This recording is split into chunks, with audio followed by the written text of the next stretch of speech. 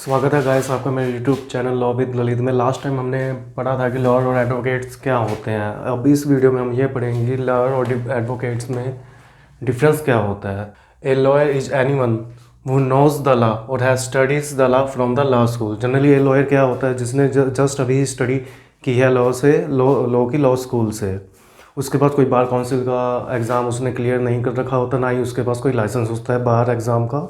तो उस पर्सन को हम सिर्फ एज ए जिसने सिर्फ स्टडी की हो लॉ की उसको कहते हैं लॉयर। और एडवोकेट क्या होता है, generally advocate is that person who studied law and had a license from the Bar Council of India to represent client in a court. यानी कि जो हमारा एडवोकेट क्या होता है जिसने लॉ की स्टडी की होती है एज वेल एज उसने एग्ज़ाम क्लियर कर रखा होता है बार काउंसिल ऑफ इंडिया का, और बार काउंसिल ऑफ इंडिया ने उसको लाइसेंस दिया होता है ताकि वो अपने क्लाइंट्स को कोर्ट में रिप्रेजेंट कर सके। एंड सेकंड पॉइंट पे हम आते हैं, lawyer primary responsibility is to provide legal advice. Generally एक लॉयर सिर्फ एक कंसल्टेशन का ही काम कर सकता है, वो क्लाइंट का केस नहीं लड़ सकता कोर्ट में। और एडवोकेट क्या क्या होता है जिसकी जो लीगल कंसल्टेशन तो देता ही देता है, साथ में क्लाइंट का केस भी लड़ता है कोर्ट में।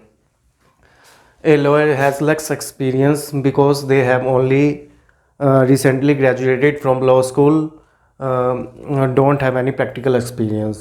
Lawyer जनरली क्या होता है जिसने जस्ट अभी स्टडी की होती है लॉ स्कूल से, उसका कोई प्रैक्टिकल एक्सपीरियंस नहीं होता। तो